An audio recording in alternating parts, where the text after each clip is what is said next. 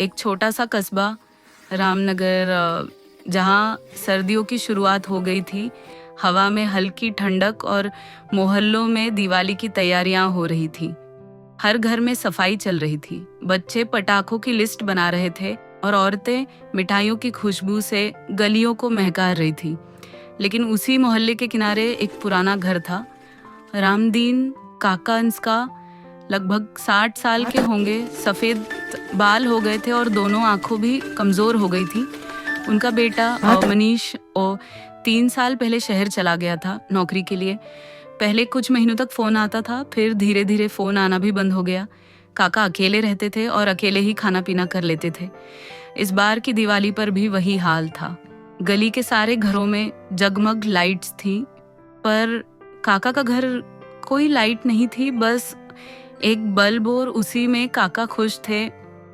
मोहल्ले के बच्चे अक्सर पूछते, काका आप लाइट क्यों नहीं लगवाते? काका मुस्कुराकर जवाब देते, बेटा जब दिल में रोशनी हो तो बाहर की लाइट की जरूरत नहीं होती। पर सच तो ये था, घर में इतना पैसा नहीं था कि वो दिए जलाए और सजावट कर सके। और वहीं बगल पड़ोस के पास ही रहने वाली सीमा अपने छोटे बेटे रोहित के साथ रहती थी। पति का देहांत हुए 5 साल हो चुके थे और सीमा जी सिलाई करके घर चलाती थी।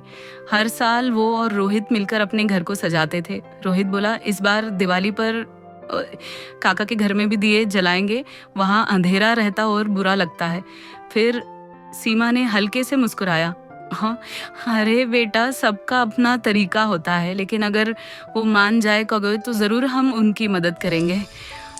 दिवाली की शाम हो गई और आसमान में पटाखों की आवाज़, चारों ओर दियों की जगमगाहट और मिठाई की खुशबू।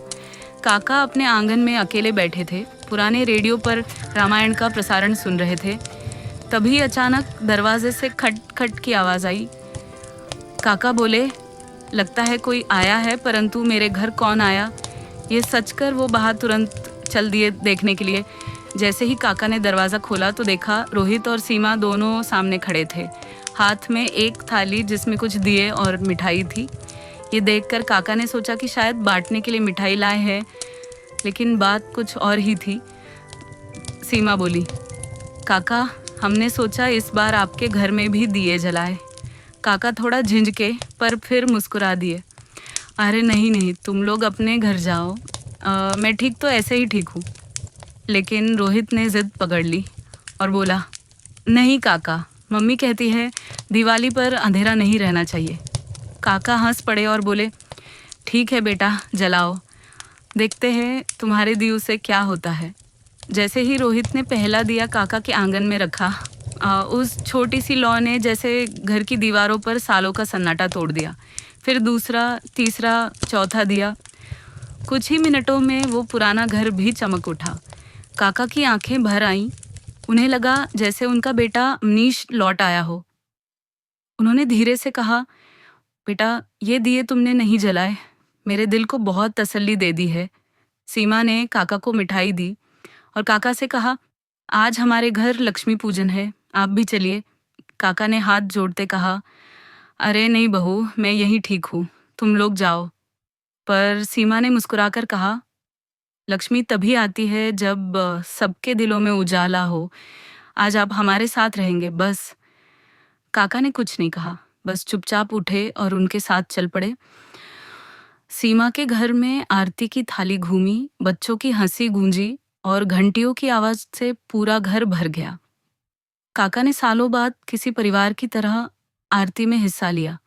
जब उन्होंने दिया थामा तो हाथ कांप रहे थे, शायद उम्र की वजह से नहीं, भावनाओं की वजह से। आरती के बाद सीमा ने कहा, काका आज से आप हमारे परिवार का हिस्सा हैं।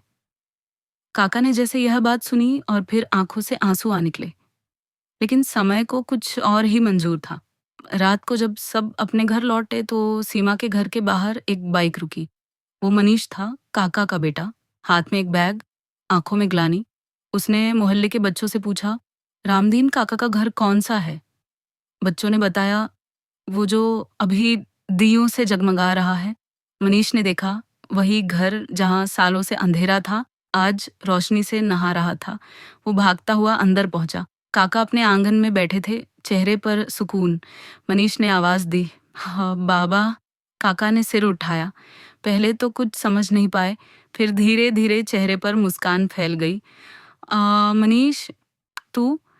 दोनों एक दूसरे को देखकर कुछ देर चुप रहे। फिर मनीष दौड़कर गले लग गया। माफ कर दो बाबा, मैंने बहुत साल बर्बाद कर दिए। अब कभी नहीं जाऊंगा छोड़कर। काका ने उसके सिर पर हाथ रखा। बेटा, मुझे तुझसे कोई शिकायत नहीं। तू आ गया, बस यही मेरी दिवाली है। अगले दिन पूरा मोहल्ला देख रहा था।